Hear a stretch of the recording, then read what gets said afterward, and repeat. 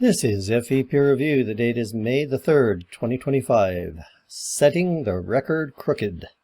Usually reliable SciManDan dropped the ball on gridding the globe.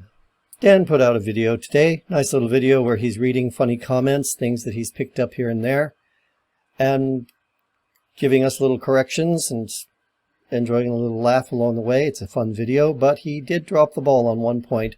Somebody had left a comment pointing out that the grid that crosses the American landscape has jogs in it that are there to account for latitude and longitude.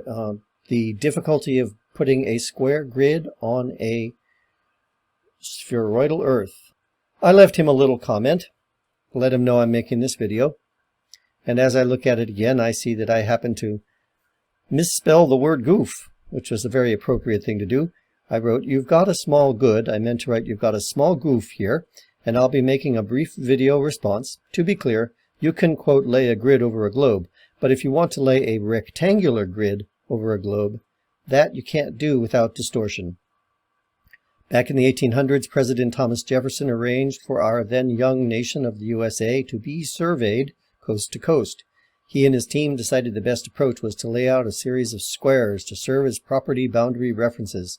I made a video about that a while back, and I'll be referring to that in the video I'm putting out now. It's an interesting bit of history as well as a fun geometry problem. Before I get into it, I'm going to bring up a page from Wikipedia. There's a nice little Wikipedia page that gives some background history on the topic and more detail than I'm going to do here. This is going to be a short video. Anybody that's curious to know more, I recommend that they watch the video of mine from a few years ago, which I'll put a link in the description, and also read this Wikipedia page.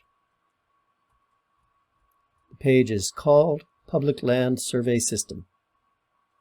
Now, back to business. So in my video, surveying a rectangular grid on a round Earth, I gave the general outlines of the program, which was to create a grid of 6-mile squares. It's called a township. You can see one here. And the 6-mile square would be divided into 36 1-mile squares, which you see numbered here. And then each of those 1-mile squares would be further subdivided, with your smallest division being a quarter section or 40 acres. Typically, you would have a group of townships like this, and then one township somewhere near the center would be reserved as the county seat where the county government would be stationed. You'd find other small towns here and there, but there's usually one larger one within each group of squares. And typically it would occupy a 6-by-6 mile space. That was the idea. There are so many bumps and jogs in the topography that the grid gets a lot of corrections or a lot of adjustments, but that was the basic idea they were working from. In this little image from Google Earth, we can see the 1-mile squares here. This is Pocahontas, Iowa. We're going to take a look at that closer in a minute. And then here I'm going to zoom in and show you one of the lines where they made an adjustment. Sorry, it's a little bit faded out, but right along this latitudinal road here, you see they've chosen that point to make an adjustment to the grid so that the lines running longitudinally don't line up. The roads have a jog. Let's go over to Google Earth and take a look at some of that. We find ourselves in Pocahontas, Iowa. Each of these squares, I think that's a 1-mile square. Let's double check that. Yeah, you got yourself a 1-mile square there. Pocahontas is no big city, so it doesn't take up a whole township. We'll zoom out. You can see that 1-mile grid. Here's our little 1-mile marker here.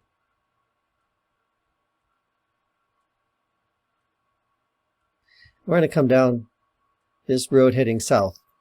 This road 4 here heading south. And we're going to see that when we get to this line here, they've made an adjustment along this line here. You can see that the road 4 itself makes a jog over.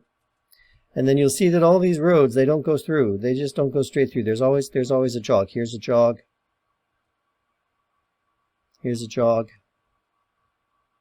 And this one comes up and you've got a choice. You can go this way, you can go that way. So this is one of the spots where they've made their adjustment. Let's zoom back out again, and let's head north out of Pocahontas. Got to go quite a ways.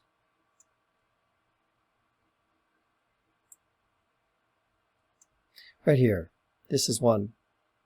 If you look on the left side, it's obvious that there's some funny business going on. All of a sudden, things are all out of whack, and there's all these little fiddly adjustments being made. We're also getting into a bit of topography here. So in order to accommodate the topography, they had to bend the lines anyway, so it became a convenient latitude to make their adjustments. See if I can find one more example.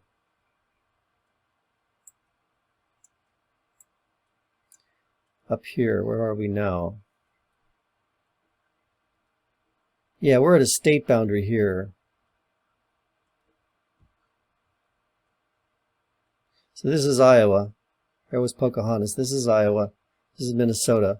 And right at the latitude line, it's the state boundary, they've made an adjustment again.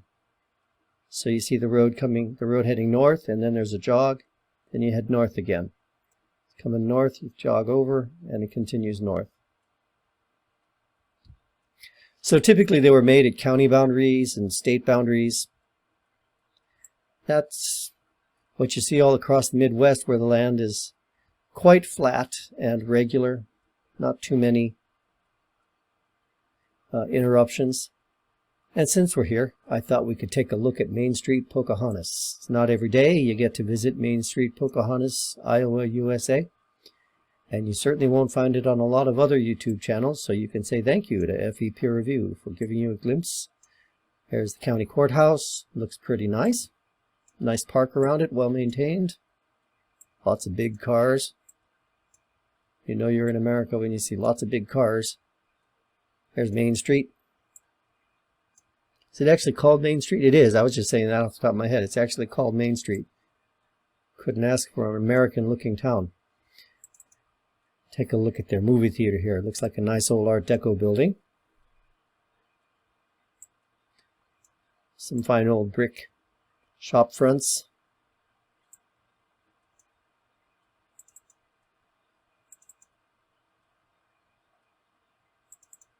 And I see a saloon. Slammer's Saloon. Get your Pepsi there.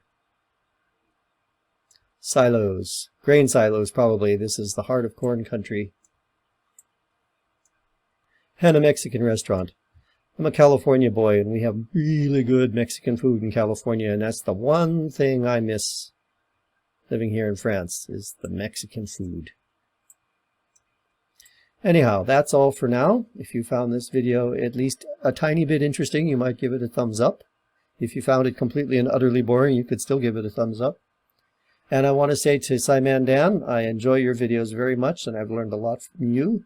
So I hope you don't mind a little small correction done in a friendly spirit. And with that, I will bid you all a very pleasant day. Bye-bye.